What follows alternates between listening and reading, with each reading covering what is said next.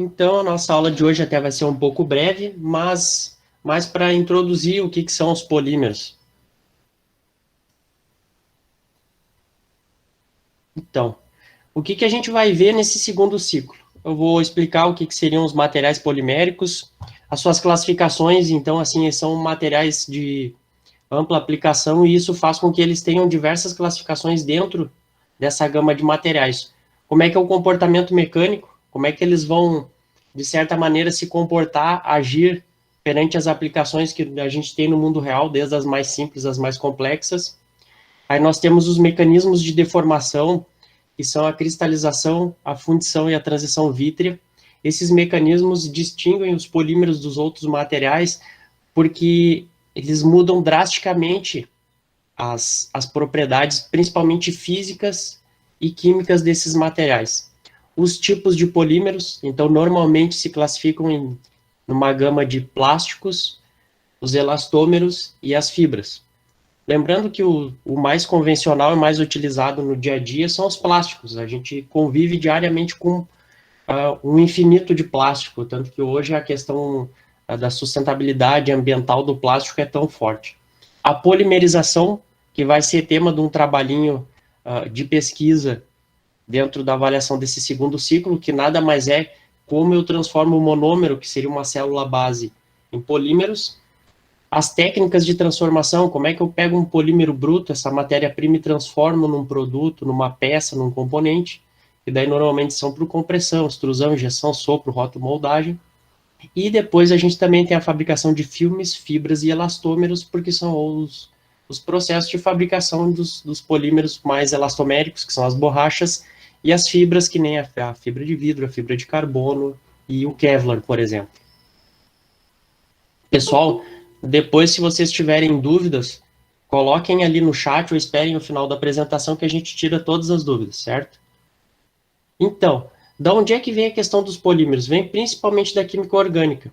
Por que eu não entro nesse viés, não entro nesse detalhe? Porque normalmente tem o Edmilson lá para entrar no detalhe. Mas o que vai acontecer? A química orgânica é aquela química que está diretamente ligada à vida e tem a questão do carbono, certo? Então, o que a gente costuma comentar em polímeros são os postulados do carbono. A tetravalência, que ele pode fazer 4 ligações covalentes. Elas são equivalentes, então elas se equivalem, elas podem migrar. E aí, justamente por eu ter ligações que podem ser simples e intercambiáveis, que os átomos de carbono eles podem se ligar e formar cadeias. E a partir do momento que esses átomos de carbono começam a formar cadeias, a gente começa a ter, de certa maneira, compostos orgânicos e, por que não, polímeros. Então, assim, muitas vezes os compostos orgânicos são biopolímeros, tanto que eles são extraídos de organismos vivos e utilizados em outras aplicações. Então, daí nós temos as ligações do carbono, que é a simples, e normalmente é o rompimento de uma ligação simples para ligar com outro carbono que começa a formar essas cadeias, e também nós temos as ligações duplas e a tripla também. Esse aqui não é o ponto importante para o entendimento dos polímeros como materiais, certo? Então, aqui temos a ligação tripla. Isso é bem interessante porque, assim, ó, a gente não entra no viés, por exemplo, de hibridização, né? Que é como é que vamos romper uma ligação para abrir a possibilidade de ligar com outro componente, mas principalmente entender que, por exemplo, quando eu quebro uma ligação carbono-carbono numa ligação tripla, eu abro a possibilidade de cada carbono ligar, por exemplo, com flúor e fazer o famoso CFC, que é um composto que hoje é proibido em aerosóis, por exemplo, mas é utilizado em sistemas de refrigeração. Então, daí nós temos as classificações das cadeias, tem a cadeia aberta, a acíclica, e tem as cadeias fechadas. O que vai acontecer? Em qualquer uma dessas cadeias, vai atuar diretamente na formação do monômero, que é a célula básica, e posteriormente no desenho do meu polímero como material. Então, às vezes, assim, se mantém cadeias fechadas, às vezes se abre uma cadeia para dar um outro tipo de propriedade. Aí até mesmo questões de isometria e isomeria entram nesse viés. Aí temos cadeias mistas, normais, enfim, só uma revisão básica. Ramificada, saturada, insaturada, homogênea Esse aqui bem não é o ponto que nós temos que entender do início dos polímeros. Heterogênea, aromática, existem. Então, assim, por exemplo, toda vez que vocês pegarem uma embalagem plástica, algum produto polimérico, procurem se ele não tem bisfenol. O bisfenol é um polímero de cadeia aromática que vamos dizer assim, está sendo bastante debatido nos últimos anos, porque ele é aquele cara que, vamos dizer assim, o pessoal costuma dizer que ele é cancerígeno. Então tem aquela história lá do PET, o PET não tem essa cadeia do bisfenol, mas dizem que o PET induz a produção de hormônios como estrogênio. Esses tipos de fake news científica que está associada a um material que é muito utilizado. Agora, outros produtos, por exemplo, aqueles que têm muita tinta, correm o risco de ter o bisfenol. Muito bem. Então, os materiais poliméricos, eles podem derivar de plantas e de animais, como, por exemplo, a celulose, as graxas são materiais poliméricos. Temos a borracha, a lã, que nada mais é que uma fibra. A madeira é um material biopolimérico. Claro que, assim, dentro do curso técnico em mecânica, não se utiliza tanto a madeira, porque justamente ela tem um comportamento não tão linear que nenhum metal tem, ou como um cerâmico pode ter. E também tem os polímeros sintéticos. O que seriam os polímeros sintéticos? São aqueles que são literalmente desenvolvidos em laboratório. E aí, assim, os mais comuns começaram a ser desenvolvidos com base em subprodutos do petróleo. A gente vai conversar um pouco mais à frente numa outra aula sobre isso aí. E também tem aqueles que são desenvolvidos muito, muito especificamente para alguns produtos. Então, aqui embaixo tem quase todos os exemplos do dia a dia que a gente utiliza, em termos de materiais poliméricos, desde uma embalagem de shampoo ou de água até mesmo para um tênis, que ele é praticamente 100% polimérico, por incrível que pareça. Desde a espuma até mesmo aos cadarços. Bom, então as moléculas normalmente são baseadas nos hidrocarbonetos, então tem que ter carbono e hidrogênio. São ligações covalentes, então, lembrando, provavelmente o professor Adão deve ter comentado, existem compostos covalentes, base carbono, que é o diamante, o grafite e os derivados, que não são considerados polímeros porque eles não são naturais, eles não são, vamos dizer assim, eles não têm uma relação com vida direta, eles são um outro processamento em temperatura e pressão. E aí a gente tem os mais conhecidos, né, que começam a desenvolver os monômeros, que é o metano, o etano, o propano e o butano, que são os mais simples. Aí temos a questão da isomeria, ou seja, eu posso ter o mesmo mero com composição igual, mas diferente arranjo. O que seria o diferente arranjo? Daqui a pouco o carbono está na linha de cima da cadeia, o carbono na cadeia de baixo, e isso vai alterar as propriedades mecânicas. Também vale lembrar que são forças de Van der Waals fracas. O que isso vai impactar? Os materiais poliméricos, eles têm temperatura de processamento muito baixas perto de um metal, ou, por exemplo, de um vidro cerâmico. Por exemplo, para se fazer ignição e se fazer um tijolo de alvenaria convencional, são temperaturas acima de 1000 graus. Para tu conseguir fundir o alumínio, por exemplo, são 600 graus. Agora, para tu fundir um polímero convencional de dia a dia, como polipropileno ou polietileno, tu precisa no máximo 250 graus, porque justamente essas forças são fracas. E as pontes de hidrogênio também, por conta do distanciamento. Então, o que vai acontecer? Quando eu estou fundindo um polímero, a primeira ligação que vai começar a ser quebrada são as pontes de hidrogênio, porque daí eu vou começar a perder a coesão entre essas moléculas. Depois as moléculas entre si vão começar a se quebrar. E aí eu começo a quebrar as forças de Van der Waals e as ligações covalentes. Lembrando que algumas são mais fortes e outras são mais fracas, mas não é esse o ponto. Então aqui a gente tem as principais moléculas de hidrocarbonetos, né, a quantidade de carbono, as temperaturas de ebulição, para você ter uma ideia, o metano em menos 164 ele vira um gás, o etano também, o propano, tanto que o propano é utilizado como gás de cozinha e assim por diante. Muito bem. As moléculas de polímeros, elas são macromoléculas. O que seria macro? Elas são muito grandes se comparadas àquela molécula ali de metano inicial.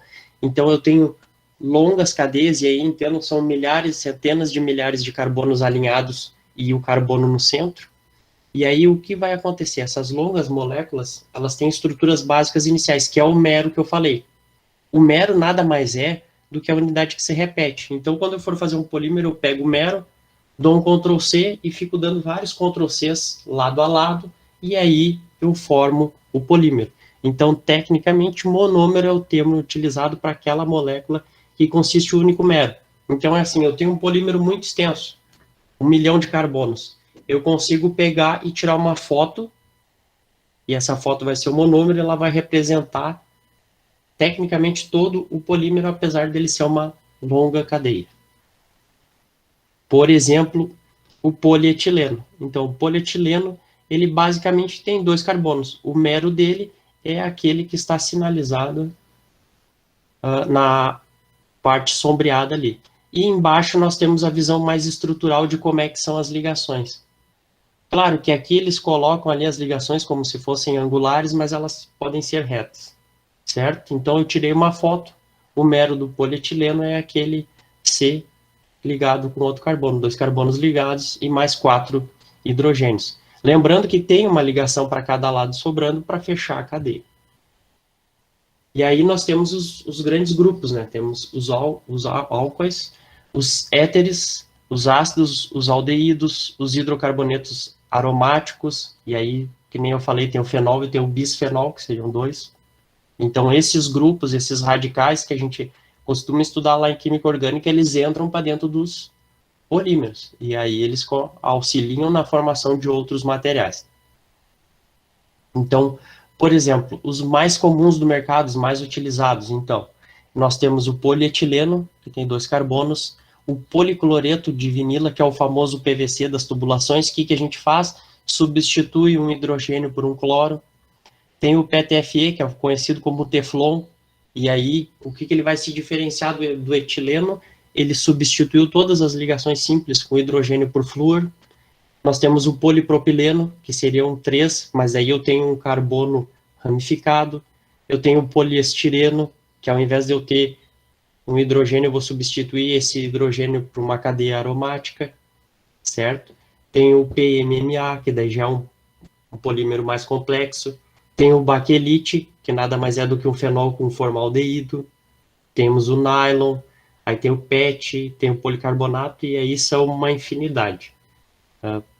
É absurda a quantidade de polímeros que vem sendo desenvolvidos, mas em volume esses 10 ainda lideram. Vamos dizer que podemos ter em torno de 25 a 30 polímeros que são assim, de base, que são utilizados para quase 90% das aplicações. Claro que depois começam a ter, vamos dizer assim, materiais mais complexos, e aí o desenvolvimento é bem mais crítico.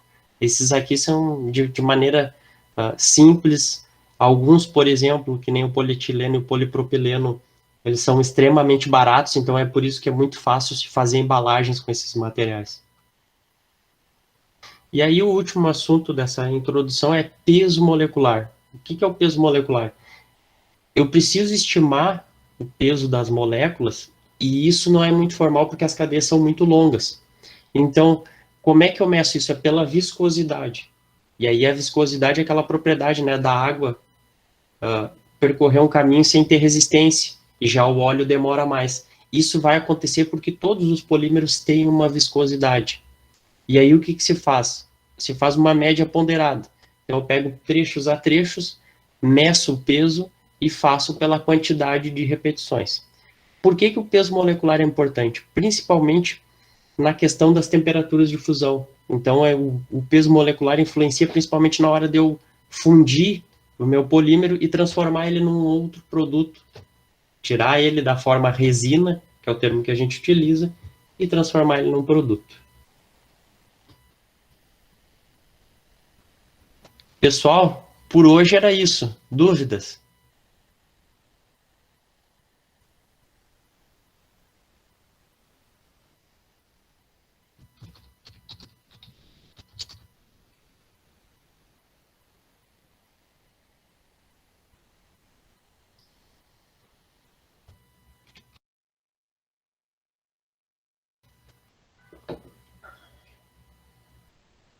ficou claro como é que vai ser a avaliação nesse primeiro ciclo? Digo, nesse primeiro módulo?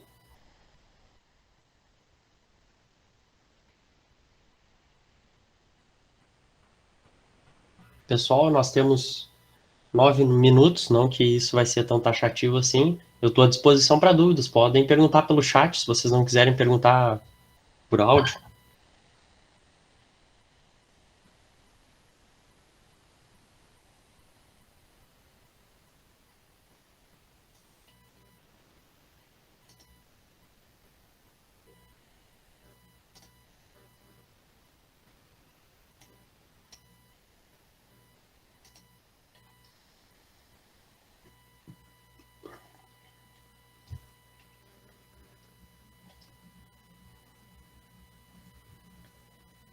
Sem dúvidas, então, vocês fiquem à vontade, então. Se vocês querem sair da aula, eu fico aqui à disposição para dúvidas, se alguém quiser ficar para depois para tirar alguma dúvida.